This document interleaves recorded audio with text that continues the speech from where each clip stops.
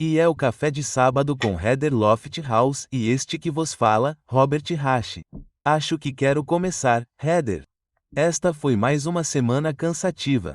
Não sei como te sentes. Como estás? Posso perguntar-te como te sentes pela primeira vez? Depois de me dizeres como te sentes, Oh, meu Deus. Na verdade, estou bem. Melhor do que o último dia. Pensei que o dia tinha sido fraco. Hoje é um dia mediano. A minha família está a regressar de uma viagem. Então, isso é bom. Isso é ótimo. Embora isso seja pessoal, podemos falar sobre o pessoal mais tarde. acho que devíamos falar sobre política e pessoal. Certo, mas então sou eu. Espera, mas voltando a ti, como estás hoje? Bem, estou bem. Mas sabes, outro dia alguém perguntou-me como estou e eu deixei escapar uma merda. Sim.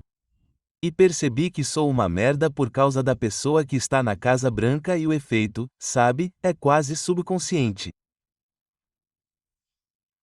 É o tipo de efeito negativo, sabe, terrível e sádico que todo mundo está sentindo, mesmo inconscientemente. Quer dizer, você segue com seu dia e as pessoas estão ocupadas e eu estou ocupado e muitas coisas boas acontecem. Mas isso é algo que você não consegue evitar. Eu sei que ele infectou muita gente. Quer dizer, ele é horrível.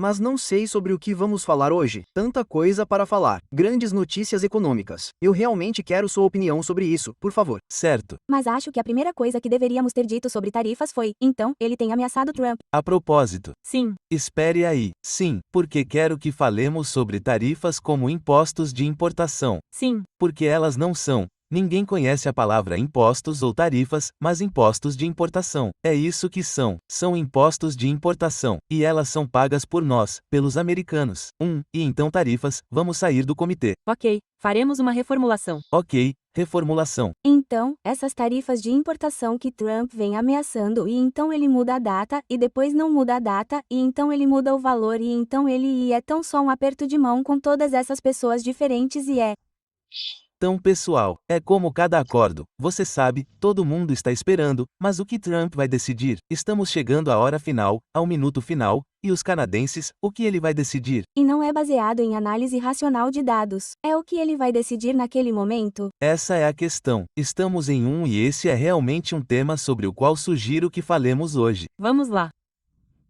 O tema é que nós, você e eu fomos criados em um mundo de direito e uma política que é racional, em que as pessoas tinham que justificar as leis e as políticas com base no interesse público. O mestrado em políticas públicas. Foi assim que te conheci. 2 anos estudando como avaliamos cuidadosamente os cenários, o que está acontecendo no mundo. Heather, peço desculpas. Quero me desculpar com você agora, porque o que estou fazendo com esse diploma? Mas porque políticas públicas e direito, eu sei muito sobre políticas públicas e tenho formação em direito. É irrelevante.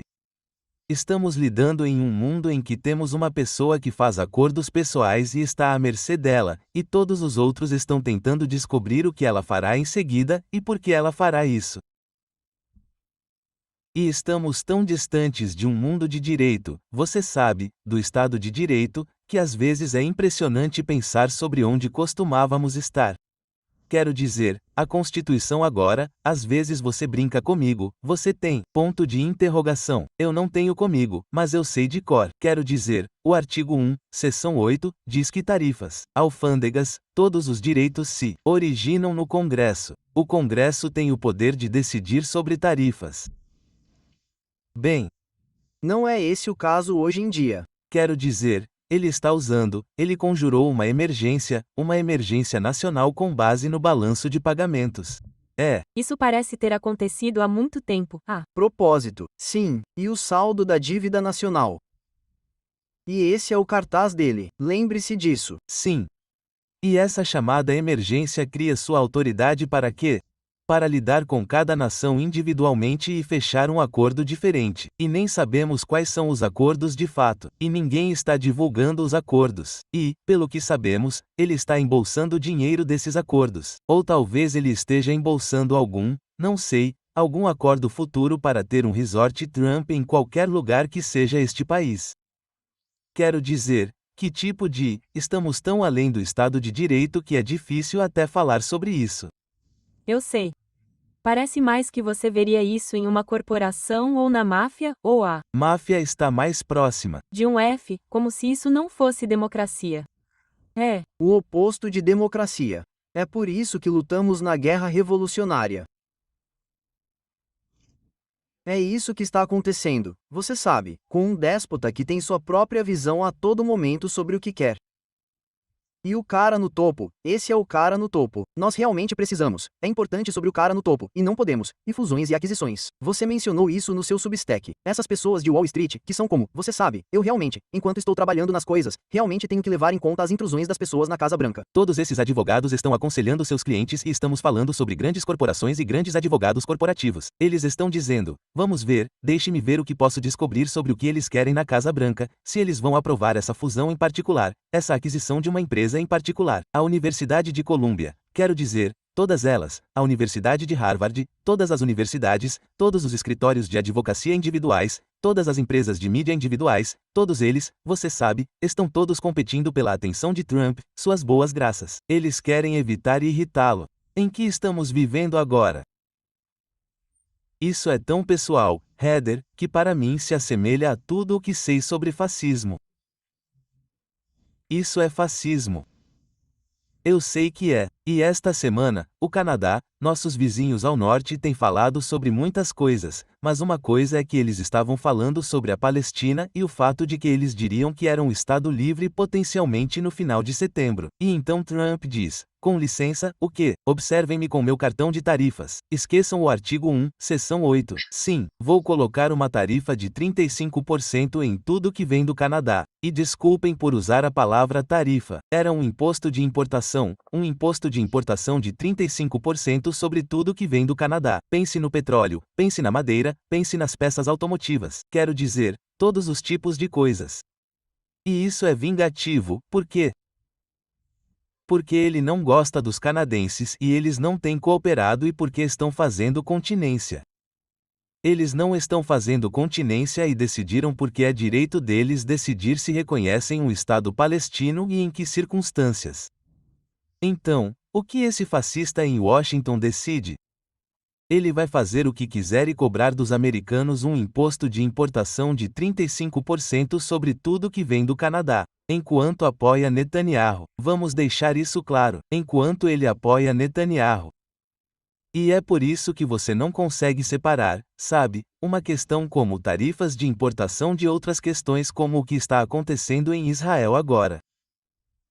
É tudo a mesma coisa. Tudo se junta em torno desse fascista na Casa Branca. Então, houve algum movimento em solo americano em relação a Gaza esta semana? Falamos sobre isso na semana passada no Declate, mas ver essas crianças, americanos, quer dizer, houve assassinatos que vimos, mas de alguma forma assistir crianças famintas. É isso, faz as pessoas se revoltarem de uma forma que não faziam antes. Bem, é aqui que entra a minha idade, porque me lembro claramente de um momento decisivos no Vietnã, no sentimento do público sobre o porquê de estarmos no Vietnã, se deveríamos estar no Vietnã. Quando você viu essas fotos dessas crianças pequenas, sabe, meio que fugindo de Napalm e, sabe, nuas. E o público viu essas fotos e disse, não, isso é errado. Não vamos permitir isso. E as crianças famintas em Gaza. Acho que é só uma mudança na opinião pública, até mesmo a opinião pública judaica. Quer dizer, não sei dizer quantas pessoas estão me dizendo agora, eu sou judeu, você é judeu. Obviamente não somos antissemitas. Mas somos anti-Netanyahu. Este é um regime fascista autoritário que faz coisas terríveis que não são as mesmas, obviamente, mas são semelhantes ao que foi feito na década de 1930 na Alemanha contra os judeus.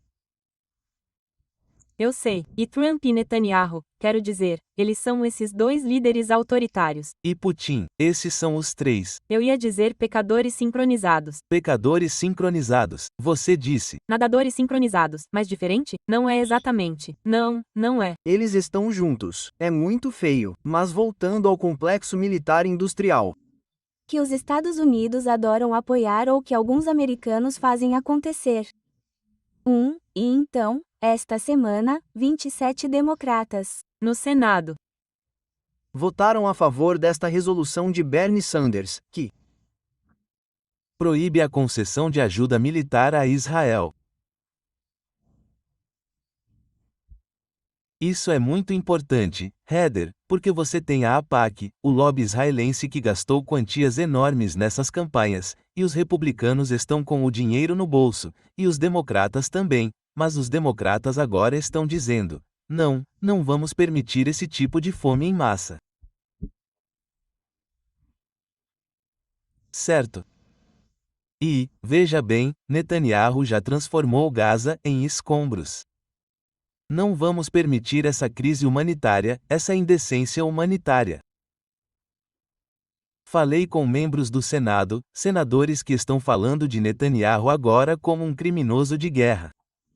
E ele é. Eu sei, mas demorou muito para chegarmos aqui. Sim, certo. Em termos de linguagem, você viu que Angus King escreveu aquela carta fantástica. Você sabe, Angus King, ele é um independente. Mas como Bernie Sanders, esses independentes da Nova Inglaterra, eles estão na liderança. Eles estão assumindo a liderança. E eu queria que o Partido Democrata, você sabe, fosse tão corajoso, como um todo, certo? Mas eles estão chegando lá. E qual foi aquela citação de Eisenhower? Lembre-se, você disse. Sim, eu tenho, certo, isso é de 1953. Ele diz que cada arma é Dwight Eisenhower. Agora você se lembra de Dwight. Eisenhower, e 75 anos atrás. Você, quer dizer, seja lá o que for, você não tem uma memória direta. Ponto. Eu não sei, ele não está na minha descagem rápida. Mas ele falava, você sabe, ele era o palestrante mais chato. Quer dizer, quando você ouve Dwight Eisenhower, quer dizer, eu lembro que quando eu era criança, eu pensava, temos que ouvir Dwight Eisenhower nisso. Ele diria tudo, mas ele tinha coisas boas a dizer. Cada arma que é feita, cada navio de guerra lançado, cada foguete disparado significa, no sentido final, um roubo daqueles que têm fome e não são alimentados, daqueles que têm frio e não estão vestidos. Em outras palavras, o complexo industrial militar estava tirando recursos de que precisávamos e que o mundo precisava. Não eram apenas os Estados Unidos. O mundo precisava evitar a fome e a inanição e, quero dizer, todas as piores misérias da humanidade. Certo? E ele está dizendo uma arma e estamos falando de milhões de armas, dezenas de milhares de rifles de assalto. Não há justificativa, sejamos claros, para enviar ajuda militar a Netanyahu e a este regime horrível. Isso não me torna anti-ionista ou antissemita quando digo isso. E vamos separar essas questões. Então, aqui tem sido tão interessante observar quanto tempo isso está demorando, certo? Falamos sobre cessar fogo, temos observado os acontecimentos horríveis há anos. Mas o Zeitgeist está se atualizando ou os políticos estão se atualizando ou todos os americanos estão vendo isso de uma forma mais parecida. Então, a outra coisa que está acontecendo é que temos as tarifas prestes a entrar em vigor, certo? Como continuamos? Será nesta semana? Será amanhã? Eles estão se preparando? Será ontem? Não tarifas. Impostos de importação. Sinto que precisamos mencionar os impostos, tarifas de importação, para facilitar a transição. Mas acho que é importante que as pessoas vejam isso como impostos. Totalmente, certo. Então, essas tarifas, esses impostos de importação, disfarçados de tarifas. Sim, está melhor? Sim, é muito bom. Então, eles estão chegando, mas quando as pessoas verão os preços afetando-os, estamos começando a ver isso. Houve novos dados econômicos sobre os quais temos que falar esta semana. Bom, esta foi uma semana importante para os dados econômicos e mostrou o índice de preços ao consumidor e outros índices, a inflação e os preços mostraram um aumento na inflação. Sabe, o que Trump está dizendo a Jerome Powell no Fed é que ele precisa reduzir as taxas de juros. Bem, você não reduz as taxas de juros quando vê inflação no horizonte e quando vê todos esses impostos de importação sendo aplicados, incluindo 35%, e nem falamos de 50% no Brasil. Eu sei. Quer Dizer, café, olá, como vamos ficar ainda mais? Isso vai ser tão. Mas esse é outro assunto pessoal. Quer dizer, ele não gosta do que estão fazendo, juiz. É pessoal. Este é outro exemplo pessoal. Porque Trump não quer. Trump odeia Lula. No Brasil e ele está indo atrás de Lula por causa dos esforços de Lula para responsabilizar Bolsonaro, o antecessor de Lula no Brasil que fez exatamente o que Trump fez. Tentou, você sabe, anular uma eleição e incitou as pessoas a irem atrás de autoridades do governo e atacarem prédios governamentais. Em outras palavras, Trump está usando a política tarifária, desculpe, a política de imposto de importação para punir o Brasil. Novamente, este é um homem, este é Donald Trump, um governante fascista de uma pessoa só decidindo o que ele vai fazer, vingativo e meio que em todo lugar. Mas Bob, então, se o objetivo dele não é econômico, é apenas poder e cuidado com meus caprichos. Sim, eu tenho o poder. Quero que todos, seja no Canadá ou em outro país, na Universidade de Colômbia, em um escritório de advocacia, no Smithsonian ou quem quer que seja, venham me implorar.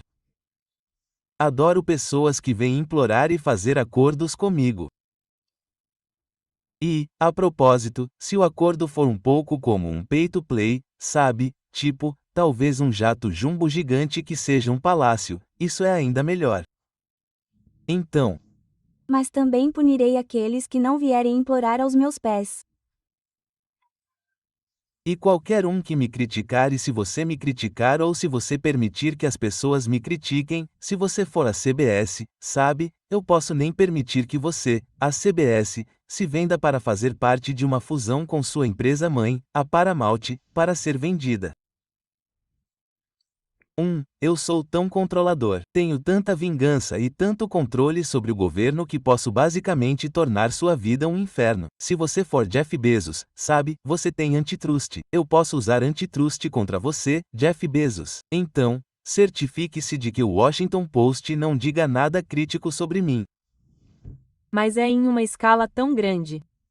Quero dizer, isso é global, pessoal. Global, pessoal, e isso não é, novamente, contrastar isso com um Estado de Direito. Que é previsível. Que é baseado em alguns fatos, lógica. É baseado no interesse público. Isso não tem nada a ver com nada disso. Mas a outra coisa sobre tudo isso é que isso cria uma névoa em torno do assunto Epstein. Bem, Isso cria uma névoa em torno do relatório de empregos. Eu adoraria que você falasse sobre isso também. mas você nem precisa ter muita névoa em torno de Epstein, porque o que eles fizeram esta semana, quero dizer, o que o Departamento de Justiça disse, é novamente um acordo pessoal. Acordo pessoal. Sim, e Ghislaine Maxwell acaba de ser transferida para uma prisão de segurança mínima mais branda. Segurança mínima. Agora, olhe para isso. Por que você acha que ela foi transferida para uma prisão de segurança mínima? Poderia ser que ela tenha algum acordo ali de que não poderia implicar Trump? Eu sei, quero dizer, o relatório de empregos. Podemos falar sobre. Estou cansado de falar sobre o 0,0000%. Podemos falar sobre todos os outros por um minuto? Como estão todos neste país? Quero dizer, o relatório de empregos não foi bom. Não, acho que foi o pior relatório de empregos que tivemos em algum tempo em termos do número de novos empregos criados. Então, com relação a isso, é importante em relação ao relatório de empregos. O relatório de empregos de ontem registrou 73 mil novos empregos, header. Agora, sem contexto, isso não tem sentido. O contexto é que o crescimento médio de novos empregos é de cerca de 200 mil. Quero dizer, é o que você espera. Se a economia estiver indo bem, você terá 200 mil novos empregos por causa do crescimento populacional. Mas não, tivemos 73 mil e o Bureau of Labor Statistics faz isso com muita frequência. O que eles fazem é obter mais informações dos meses anteriores. Eles tiveram que, como fizeram antes, mas revisaram para baixo o crescimento real do emprego para maio e junho. Então, você tem 73 mil para julho. Em maio, o crescimento do emprego foi revisado para baixo para 19 mil. Isso é de 22 milhões e 125 mil para 19 mil, e para junho, de 147 mil para 14 mil. Então, você teve, em outras palavras, 238 mil empregos. 258 mil empregos. 238 mil. 205.858. Você é um matemático. Eu tento. Você é tão bom. Obrigado por perceber. Isso foi subtraído. E isso é o que você sabe. O Bureau of Labor Statistics é tão cuidadoso em modificar quando obtém informações adicionais. Além disso, é claro que você revisa algo que sai no primeiro dia do mês para o mês anterior. Quero dizer, imagine em toda a nossa contabilidade, você já encontrou alguém que consegue fechar um mês no primeiro dia do mês seguinte? Bem, não, mas o que eles fazem? Eles tentam ser o mais precisos possível e essa precisão, eles são conhecidos por sua precisão e politicamente, eles são isolados da política. Sabe, uma vez cometi um erro terrível.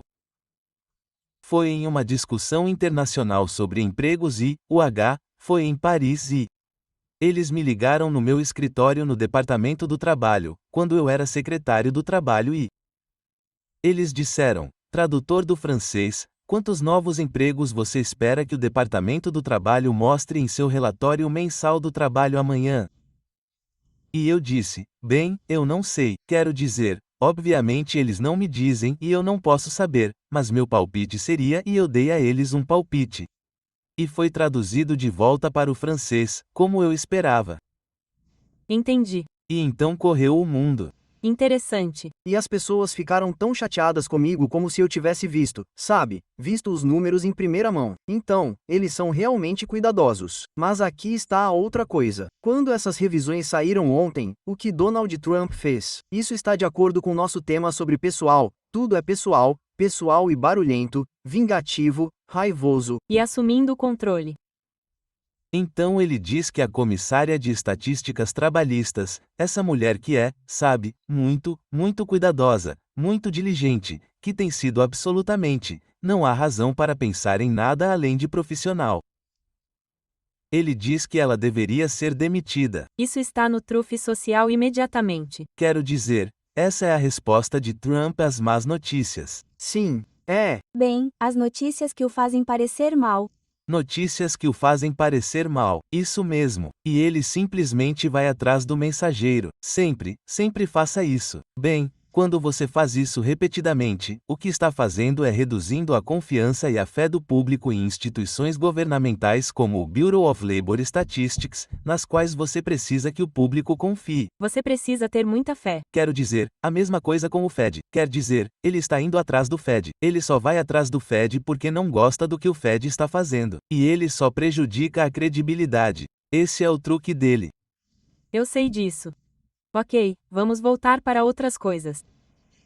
Ao mesmo tempo, a economia financeira está ficando cada vez mais instável. Cada vez mais arriscada. Eu vi você dizer instável na sua. Instabilidade. É que, não é quando eu uso o termo instável, o que quero dizer sobre os mercados financeiros é que eles são efervescentes, são apenas bolhas. Não é a economia real. Eles estão apenas especulando e há cada vez mais dinheiro especulando. Veja o que sabemos agora sobre a Microsoft. Ou a Meta. Eles estão colocando grandes quantias de dinheiro apostando bilhões e bilhões em inteligência artificial.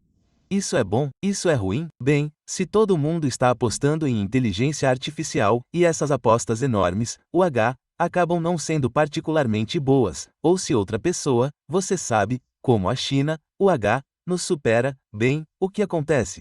Quero dizer, se você apostou a casa inteira, em alguma coisa, mas também os títulos de alto risco estão voltando, você se lembra deles? MHM. Esses são empréstimos de alto risco.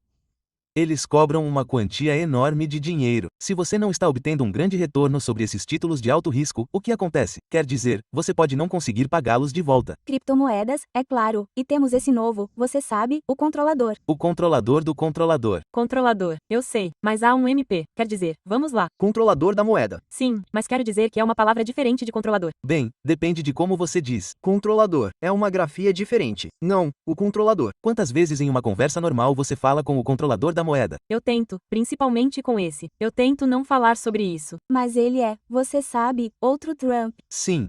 Outro amigo nomeado por Trump que agora tem autoridade sob o chamado Genius Act, recém-aprovado pelos republicanos no Congresso, para regularizar. Quero dizer, o que todos nós sabemos que o que ele está fazendo é basicamente tirar as mãos das criptomoedas, você sabe, das stablecoins em particular, que Trump tem um grande empreendimento empresarial de stablecoins. E isso é, novamente, voltando ao nosso tema, isso é pessoal, é tudo pessoal, isso é tudo Trump, como o que O beneficia. O que você sabe? Ele está lucrando, a família está lucrando com as criptomoedas. Está tão focada nele. Isso é narcisismo maligno 101. É narcisismo maligno e sua corrupção. E vamos olhar para trás, para esta era, assumindo que os historiadores no futuro possam escrever a verdade.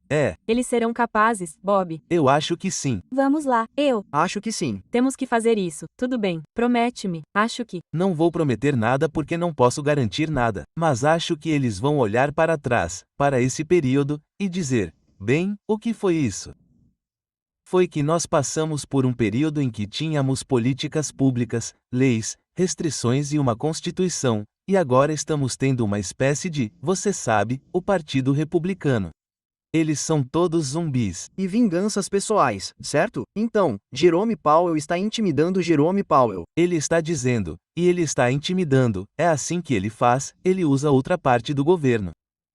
Neste caso, ele está dizendo que Jerome Powell aprovou algumas reformas no Fed que são muito, muito caras, e você sabe que eles falam sobre hipocrisia. Chegaremos a isso em 1 minuto. Então, Jerome Powell, você sabe, meio que fez algo errado, e Jerome Powell disse: o que Trump está dizendo é que vou te pegar. Se você não fizer o que eu quero, se não diminuir as taxas de juros, você estará em apuros porque vou te envergonhar. Vou humilhá-lo. Vou criar um escândalo ao seu redor. Posso fazer isso porque sei como fazer isso. Sobre Donald Trump. Bem, Trump, Powell e o Fed até agora estão dizendo: não vamos cortar as taxas de juros porque os preços estão subindo. Não é isso que faremos agora. Mas considere o que Trump está fazendo até mesmo com o Fed.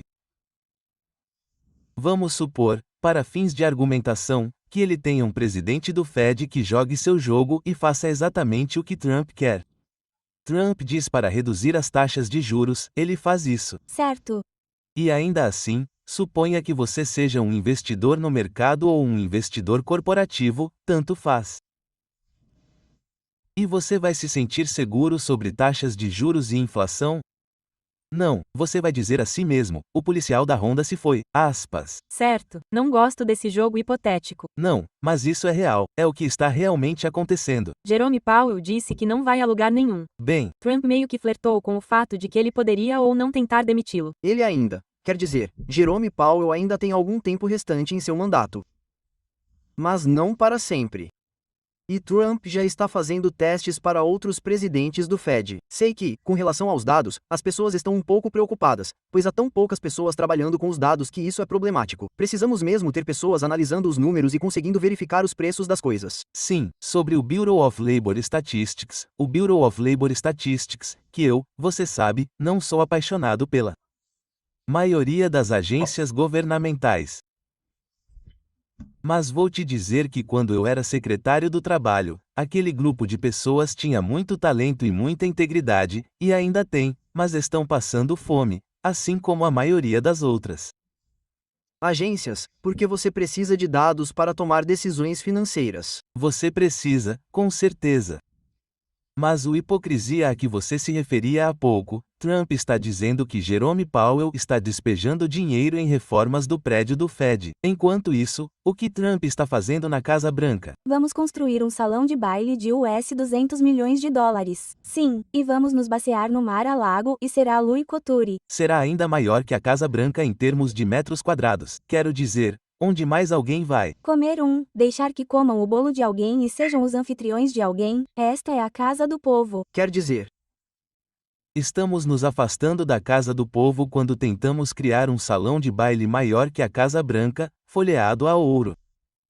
Eu sei, filigrana. Filigrana, cheio de ganância, cheio de ganância. Ponto, cheio de ganância, Muito bom, eu sei. Então, e também quando ele foi para a Escócia com o dinheiro dos nossos contribuintes. E estava lá por causa do seu campo de golfe. Ele disse, quer dizer, tornou-se normalizado. Agora pensamos, bem, é claro que ele vai nos roubar. Bem, esse é um pensamento perigoso. Muitas pessoas dizem, bem, é claro que ele vai fazer acordos paralelos para si mesmo. Isso é perigoso.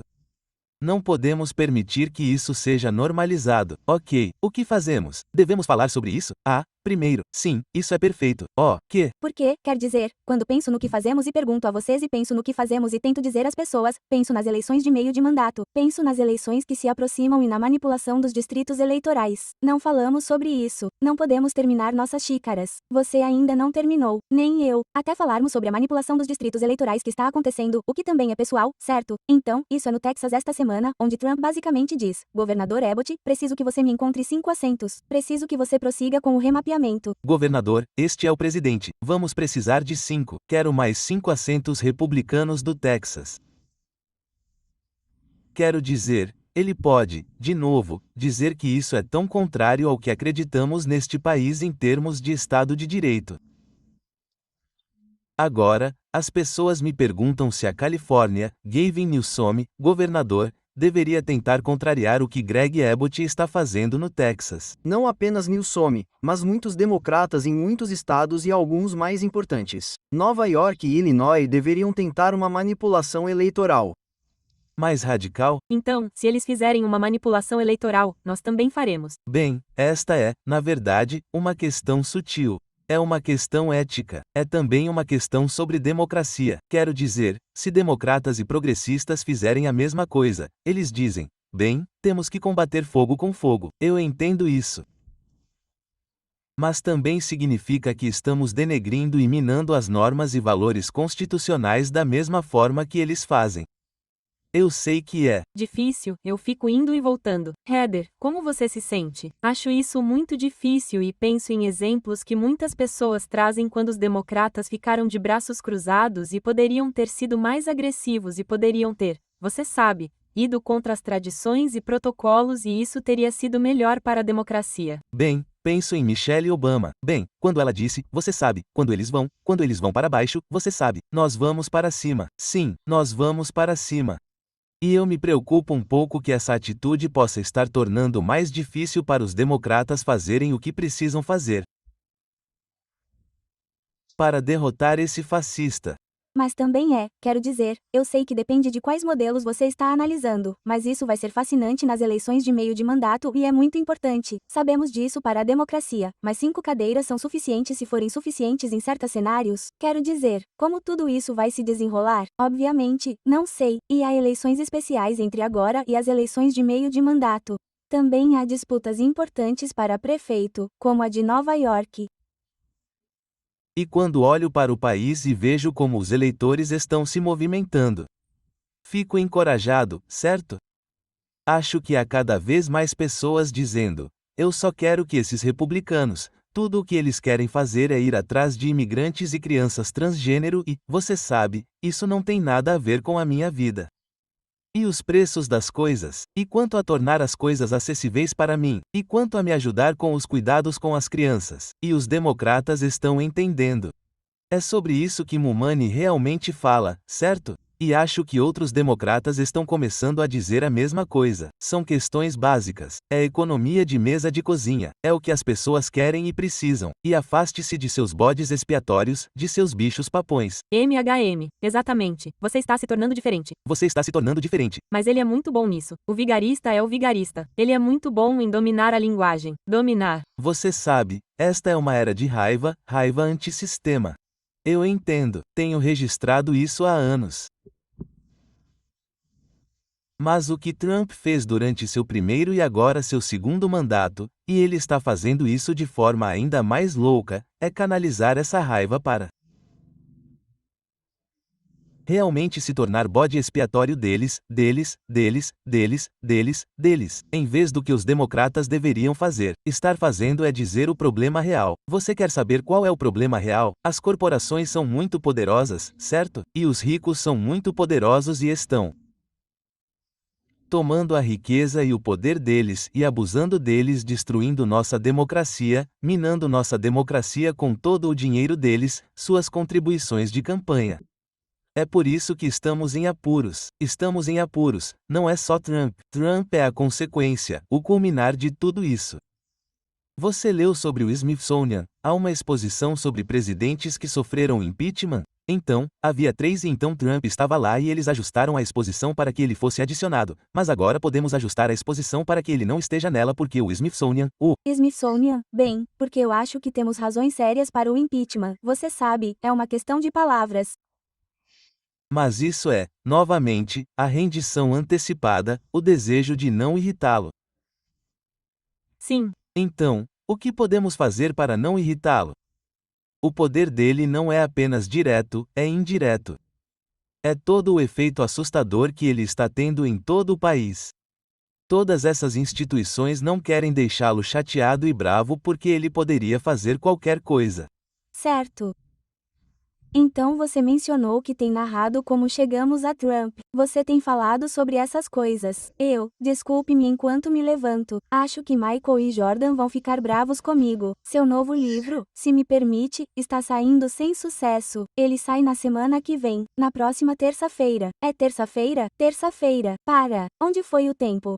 Mas a ação cívica da desigualdade e da mídia vai sortear algumas cópias autografadas. Então, obrigado por rabiscar seu nome para nós. Sabe, conte-nos. Sobre isso. Está ficando sem sucesso. É uma dupla em Tedra. Claro, é sobre mim. MHM. Eu não.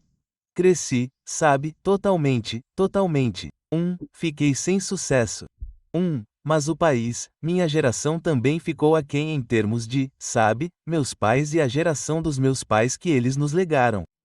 Minha geração, e quando digo minha geração, estou falando principalmente dos baby boomers, você sabe, George W. Bush, Bill Clinton, Donald Trump, Clarence Thomas e eu, nascemos mais ou menos na mesma época.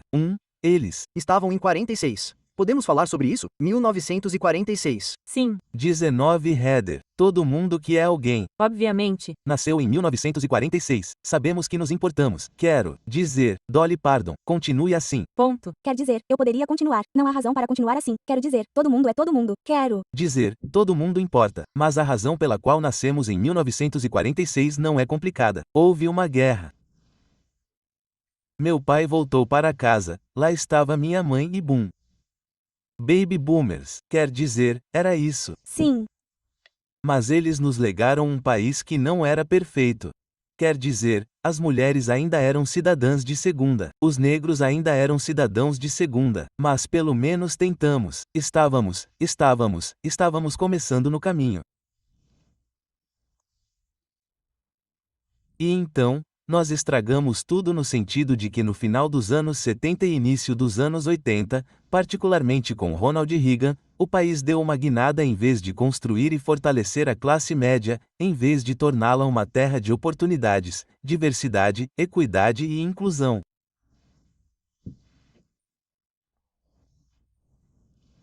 Nós nos tornamos ricos. Cada vez mais a riqueza deste país foi para o topo. Cada vez mais a renda foi para o topo. E disso surgiu cada vez mais desigualdade na educação e desigualdades relacionadas à saúde e desigualdades relacionadas a tudo que você possa imaginar. E eu acho que isso levou, por fim, à crise financeira de 2008. Na qual os banqueiros e as pessoas no topo que eram responsáveis pelo jogo escaparam impunes. Eles foram socorridos pelos contribuintes e milhões de americanos. Perderam suas casas, seus empregos e suas economias. E foi aí que muitas pessoas começaram a dizer que o jogo é manipulado e que esta não é mais a minha democracia. Bem, é isso que tento dizer no livro. Quero dizer, estou tentando explicar porque eu estava lá. Mas é disso que eu gosto. Você entrelaça a história pessoal e a história do país. Há temas mais amplos e histórias individuais. Eu não tive escolha. Eu só queria falar sobre o que aprendi, principalmente no setor público, e sobre o ensino que é muito importante para mim. Eu sei. O último capítulo é muito bom. Opa, eu disse isso em voz alta? Você e eu também falaremos sobre o livro e outras coisas para quem é local, na quarta-feira, 13 de agosto, na Broadway SF.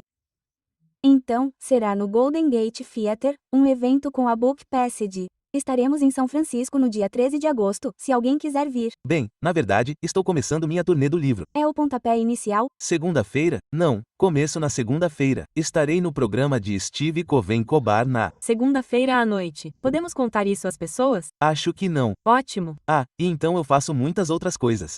Para o próximo, você sabe, eu realmente não gosto de turnês de livros. Posso confessar isso para você? Guarde para você. Bem, eu acho que. Você pode guardar para si também, por favor. Somos só nós. Acho que é a logística e mas você gosta. Mas também é. Você se sente como um caixeiro viajante. Eu sei. Você sabe, você está transando. Você. Eu sei, mas as pessoas ficam tão animadas. Eu não sei. Quer dizer, uma coisa é um filme. E você fez o filme. Você e Elliot Kushner. Um filme lindo e fiquei muito tocado pelo seu filme. Ah, mas é diferente quando é um livro de memórias. É pessoal, sou eu. Sim, mas é histórico. Não é só isso, era eu e meus sentimentos quando eu estava no meio escola e meus sentimentos quando eu tinha 20 e poucos anos, sabe? É realmente importante ler a criação de narrativas. Bem, quero dizer, é tudo sobre mim e é tudo muito sincero. E é o que vivi e vi. Mas nos encaixamos em termos do filme porque é seu. O filme é um lado pessoal seu também e é você olhando para a decisão de se aposentar do curso enorme que você dava. Só para ficar claro, você dá algumas pequenas aulas aqui e ali agora, mas esse curso grande tinha 750 alunos. Você tinha 30 assistentes de ensino. Isso são 30 instrutores de pós-graduação. Isso é uma aula por si só. E então, Nós nos reuníamos toda semana. Tínhamos nosso próprio seminário. mas o filme, eu só tenho que agradecer a todos que o assistiram. E está em 50 cinemas em 24 estados. Estamos apenas fazendo mais na Flórida, mais no Alasca. Sabe, um dos meus filhos viu recentemente e disse: "O que você achou?" Ele disse: "Pai, foi como um serviço memorial para você." Aspas. Ah, não, e eu disse. Acho que tem muita esperança. Bem, outras pessoas disseram que é edificante e esperançoso, mas ele, Deus. Bem, acho que todos deveriam assistir no lastfilme.com, que é onde você vai para ver onde está em cartaz, e não é um memorial. Heather, o que é isso? Você pode nos dar o site de novo? Claro, posso te dar o URL de novo, o lastclassfilme.com, que também é. Isso ainda não foi anunciado. Vamos fazer uma transmissão ao vivo do filme The Last Class. Você e eu vamos assistir juntos. Podemos convidar outras pessoas. Não sei, vamos ver. Vamos. As pessoas vão poder nos assistir assistindo. Sim, mas é tão divertido. É isso que as crianças fazem. Assistir junto. Então, vamos fazer isso. E o quê? Porque queremos que as pessoas possam ver o filme e ajudar a levar seus amigos aos cinemas. Ele está em exibição em todos esses cinemas independentes. Tucson esgotado 370 ingressos.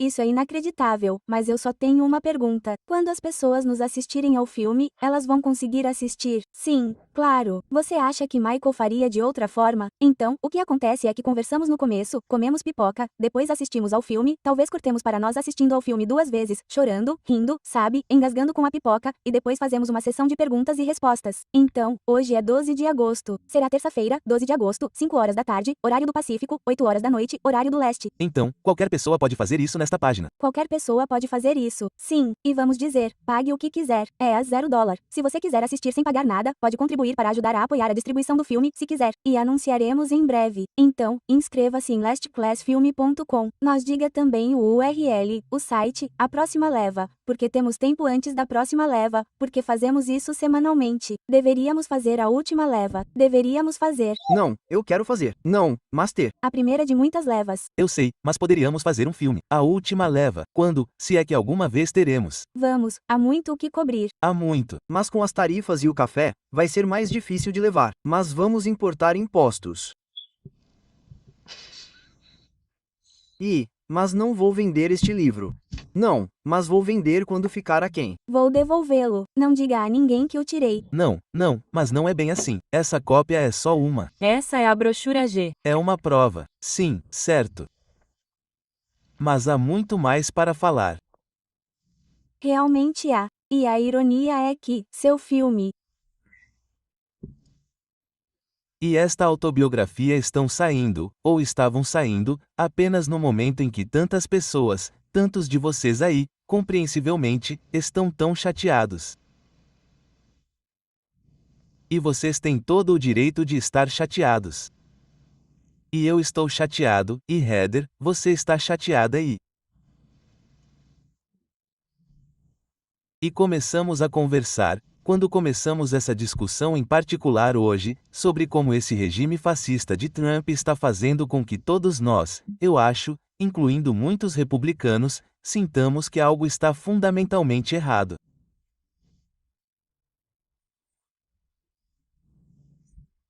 É imoral o que está acontecendo. Isso viola todas as nossas ideias e ideais que aceitamos e tomamos como garantidos. E isso é tão desorientador. É tão desorientador e pesado. Mas deixe-me apenas dizer isso. Quero agradecer a vocês. E quero agradecer a vocês. Obrigado, obrigado. E Michael Lahanes Calderon.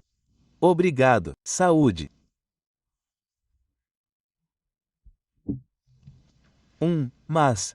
Deixe-me também agradecer a todos vocês, porque apesar de estarem tão desorientados e chateados e desesperados, e eu sei que muitos de vocês estão, vocês também estão mantendo seu senso de esperança e sua sensação de que sairemos disso, emergiremos.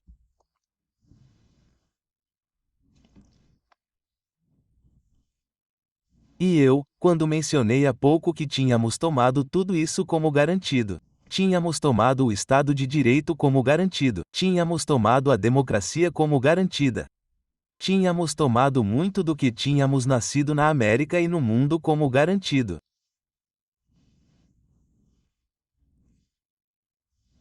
Acho que a palavra de esperança que quero deixar para vocês é que não tomaremos mais isso como garantido. Vemos o que acontece quando nos tornamos tão indiferentes a isso. Não vemos isso. Não apreciamos o fato de permitirmos que alguém como Donald Trump assuma o controle em todos os aspectos e se torne um monarca autoritário fascista em vez de um presidente.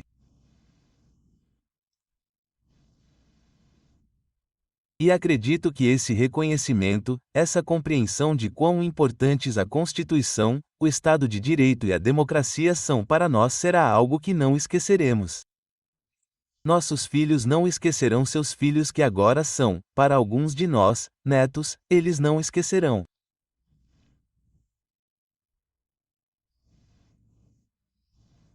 Na verdade, isso estabelece as bases para uma democracia mais forte e uma América mais forte que respeita o Estado de Direito e também busca justiça social.